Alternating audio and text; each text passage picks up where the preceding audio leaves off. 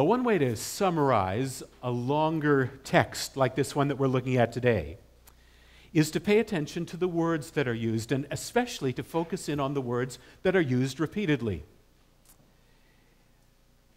In a minute, we're going to do that and get a broad overview of what happens in Mark chapter 15. Another way to do this is to look at the main figures. Often the main characters shine with a kind of colorfulness that's important. And even though we only get 2 or 3 verses about them, a sentence or two, often there's a lot that we can see as we look more closely at those. And a little bit later, we're going to do that. And then just at the end, we're going to look at the one thing that holds this whole narrative together. Yes, I know it sounds a little large and awesome, but we'll move quickly through it, and I think that you'll be blessed as we pay good attention to the Scriptures. First, I want you to notice 3 actions that are repeatedly mentioned in Mark 15. The first word that happens 3 times in the first 15 verses or so is handed over. Or as the older translations say, delivered up.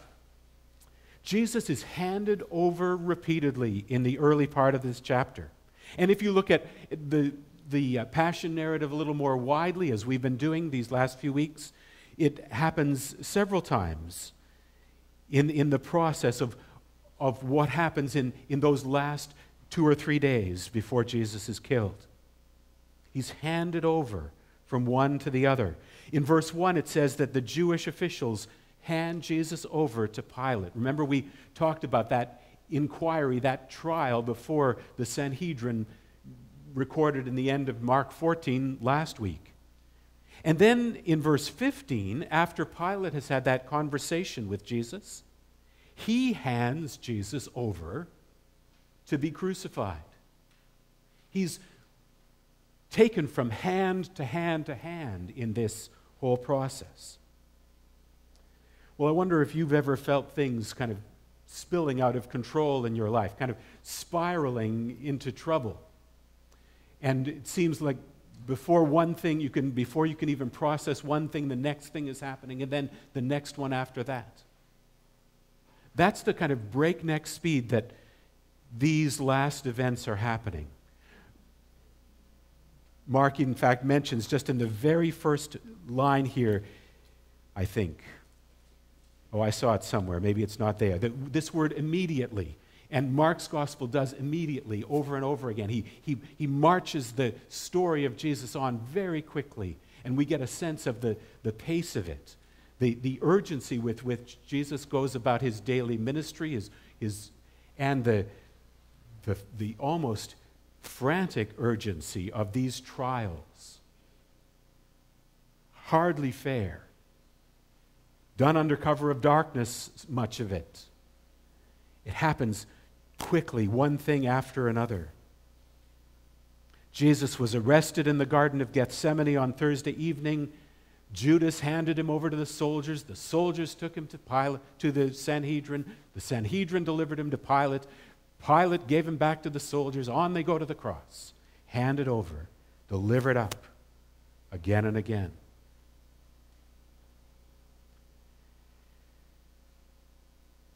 Pilate's role in this handing over is an interesting one. He's the Roman official in charge of Israel. But because the chief priests knew that Pilate wouldn't be much impressed with the religious charge of blasphemy, which they had convicted Jesus of the night before. Remember, he claimed to be king of the Jews, and those Jewish leaders knew he wasn't the Messiah. They got it wrong, but they condemned him for blasphemy anyway, for claiming to be God. But Pilate wouldn't care about religious things like that, and so they just massaged the reasons, massaged the charge a bit, and called it treason.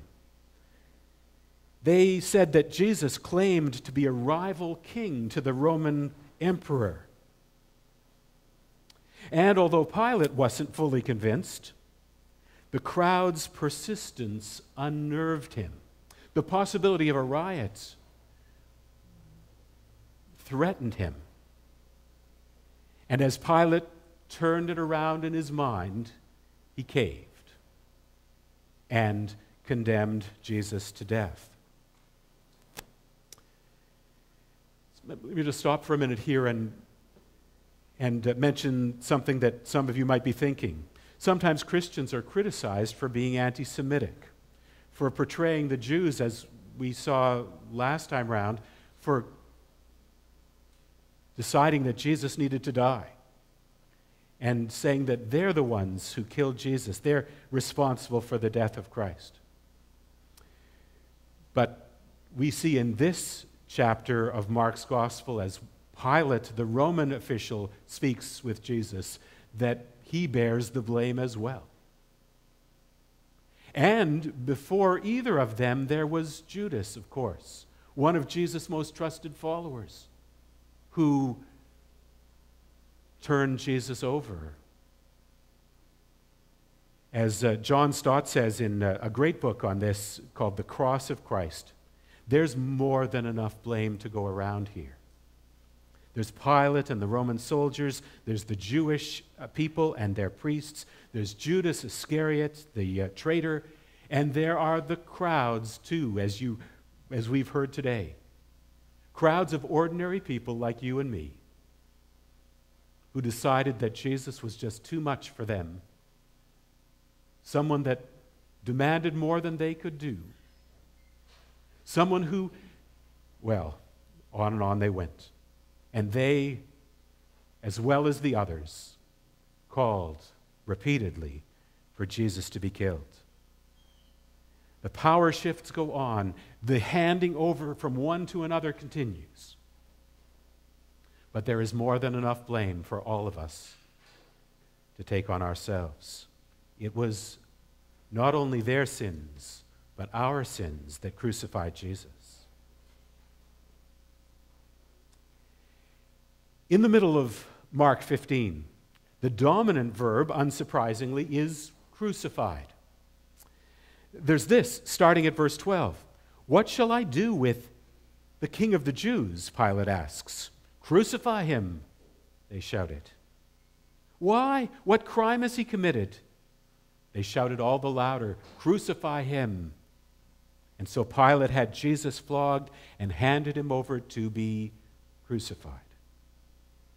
And then in verse 24, right in the very middle of the chapter, this stark, central, historical reality, and they crucified him. Not the gory details. That's left for preachers to do later, I guess. Not today, for my part, anyway. Mark is extremely sparing, nothing about the hammers or the blood or anything like that. Just, and they crucified him. A verse or two later, it was 9 a.m. when they crucified him. And it seems like Mark, by the repeating 6 or 7 times, 8 times, I think, in this chapter of that one verb, crucified, wants us to realize that's what it's all about. That's the central verb of Mark chapter 15. They crucified him. The plain truth is brutal. The Romans were feared because they killed people by the thousands to keep order, and crucifixion was their scariest method. Most of their victims were half dead already because of the flogging that preceded the capital punishment. The cross was a horrible place to die. They crucified him. And then in the last paragraph of this chapter, there's one more verb I want to point out to you, and that's one you won't be surprised to discover, I don't think. The repeated words here in verses 43 to 46, 3 times we're told that Jesus was dead. When someone we love dies, one of our very first protective instincts is to not use that word, but to replace it with a euphemism or two. But Mark is not going to spare us from the reality of Jesus' death here at the end of Mark 15. There's nothing about passing away or going to heaven. Just the plain truth. Jesus has died.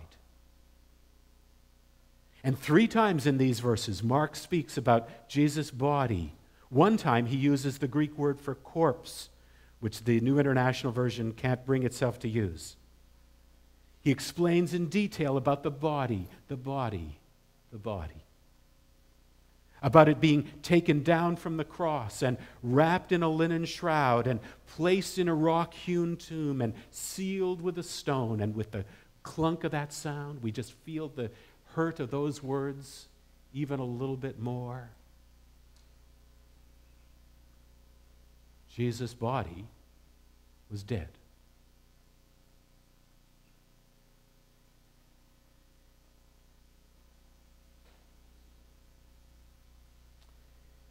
But there's more to this chapter than the public record of the main events. There are people with known names and assigned jobs. Witness after witness interrupts this judicial killing to suggest that there is more to it here than just somebody else dying on a cross in Jerusalem. So let's turn now from the dramatic action of handed over, crucified, and died to the colorful people, the important people that surround the cross, according to Mark chapter 15. First of all, there's Pilate. I've already talked mostly about him, so you just get a couple of more sentences. Even though his name goes down in history, though, as he's made famous in the Apostles' Creed, crucified under Pontius Pilate. Who could forget him? Even though his name goes down in history as the villain, it's pretty clear that Pilate thought, or at least suspected, that Jesus was innocent. In varying degrees, the various Gospels bring that fact out. And that's what we believe, too. Jesus was not guilty of those charges that they came up with. They threw one thing after another against him, and seen properly, Jesus was not guilty of those things.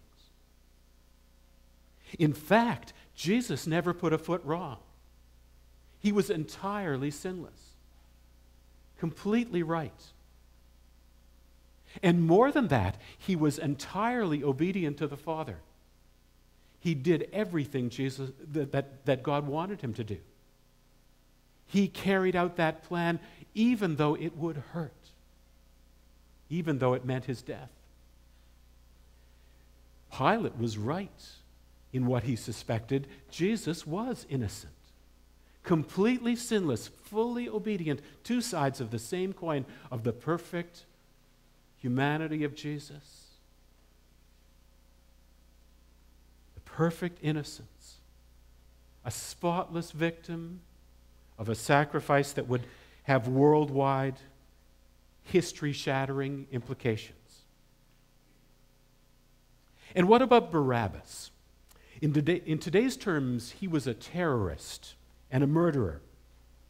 But in an unusual development, Pilate decides to let him go free, to offer him to the crowd as a kind of way to turn the knife into the people who were demanding for Jesus to be killed. Because he was pretty sure, I think, Pilate was, that they wouldn't let a terrorist go compared to this apparently harmless Jesus of Nazareth. They would change their mind. But to Pilate's surprise, they just yell all the louder for Jesus to be killed and Barabbas to be released. And if Pilate was surprised, just imagine how surprised Barabbas was. This guilty man is freed, and the innocent man is crucified in his place. And ever since, people like you and me have been wondering about it and praising God for this marvelous exchange. Jesus, the sinless one, takes the blame, while sinners like Barabbas and us go free. Amazing love, how can it be that thou, my God, shouldst die for me? The soldiers in verse 16 mock Jesus with their purple robe and crown of thorns. Even as they beat him up and spit on him, they bow before him and say, "Hail, King of the Jews! Hail, King of the Jews!" What awful sport. What horrible things to say and do. But ironically, they were right too. Right to worship him if they were really meaning it, which they weren't. Even though they didn't know it, Jesus was one worth worshiping. The one above all others who was worth worshiping. Jesus indeed was the ruler of a new kingdom. Birthed from within Judaism with all the tremendous weight of the Old Testament behind him, but also available to all, not just Jews, but Gentiles as well. Gentiles like those Roman soldiers. And we have the promise, one way or another, that every knee will bow before this Jesus. That people will worship him, either with regrets or with tremendous recognition and praise, a wonderful sense of salvation and thanksgiving. Then there's someone named Simon in verse 21 who just happened to be on his way in from the country.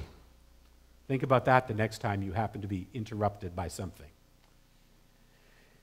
Simon was minding his own business, perhaps wincing at the treatment of yet another criminal. The soldiers, though, grab him out of the crowd. I imagine him as somebody bigger than me, stronger than me. Somebody they figured could manage it. And they force him to carry the crossbeam that Jesus by now was too weak to manage. Modern day Christ followers carry a cross as well. But it is an easy yoke given by our gentle Master, Jesus. There were hecklers there. In verse 29, they hurled insults and mocked Jesus. Go ahead, Jesus, save yourself. Come on down from the cross and then we'll believe. But he didn't save himself. He hardly said a mumbling word in his own defense. Although he could have called an army of angels to rescue him, he didn't. Because he knew, as we know now, that there was a deeper drama going on in Jesus' death. There was more here than met the eye. There was a salvation process happening here.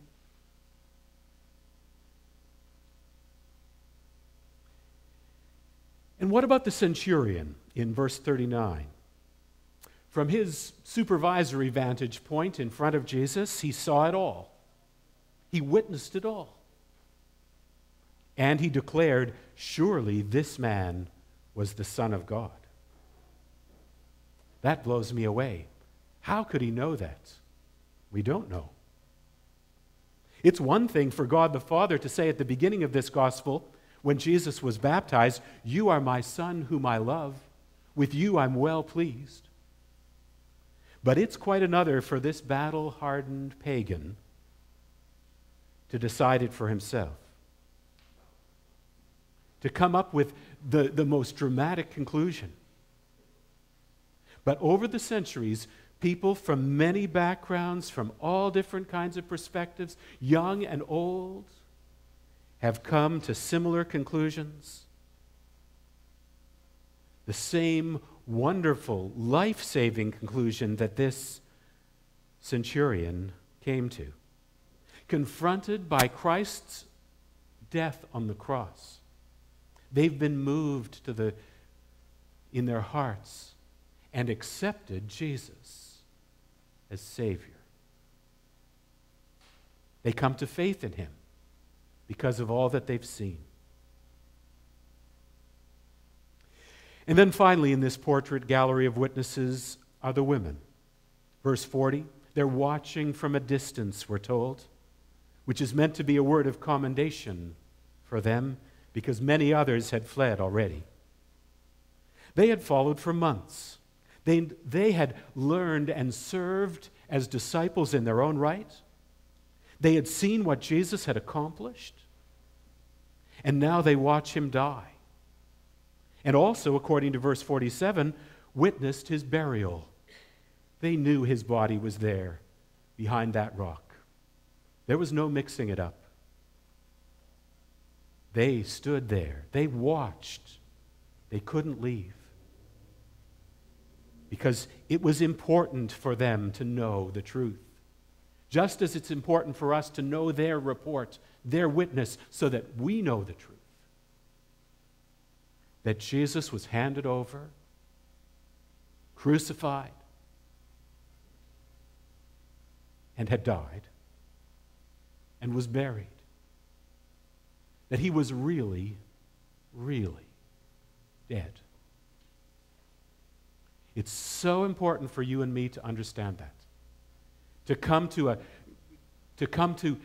the events of the next week, and especially to come to next Sunday, Easter Sunday, realizing the horrible reality of what, and the finality of what has already happened. Jesus didn't just take a deep breath and then rise from the grave. Jesus really died. That body was cold.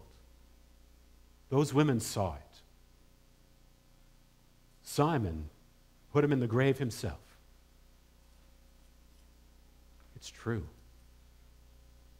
And not to be rushed over on the way to Easter morning. So we've heard the repeated words, handed over, crucified, died. We've also experienced the crucifixion through the eyes of some of them, of people who saw one bit of it or another. But it's, of course, Jesus who holds this whole narrative together. And with this I close. It's Jesus who is the center of it all, who is the focus of our attention even when his body is cold in the grave. It's Jesus who makes the good confession before Pilate, just as he had done before the Sanhedrin. Jesus who had stood firm in the truth and stood determined to do what was right, to do what God had called him to do. It was Jesus who had been taking on himself as he was wronged in this way and that way and the other way.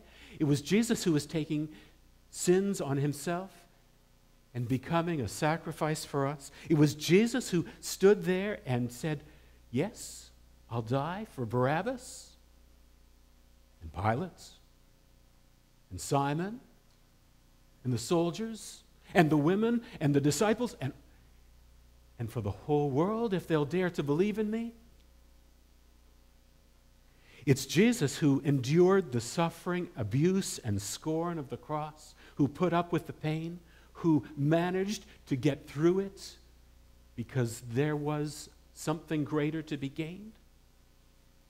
It's Jesus who our eyes behold on that cross.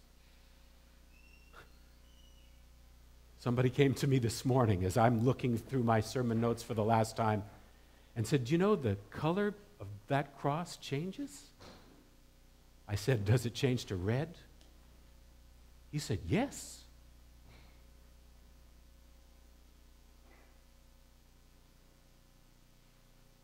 It was Jesus who endured the suffering, abuse, and scorn of the cross. It was Jesus who was forsaken by God and yet trusted in God right to the very end.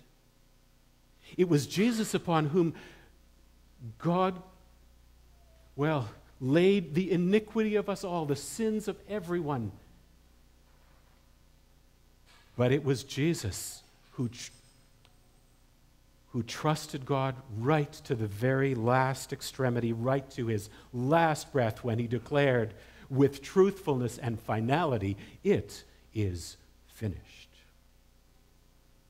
But that's another gospel and another sermon for another day. Jesus is the very center of this account. Look to him. Take up courage. Go boldly as, who was it? Joseph went boldly to Pilate. Go boldly into this story and take courage to understand every hurtful thing, every awful pain, every last word of Mark 15. Take Jesus to heart. Yes, exactly. Take Jesus to heart. Trust in him. He did it for you. He did it for you.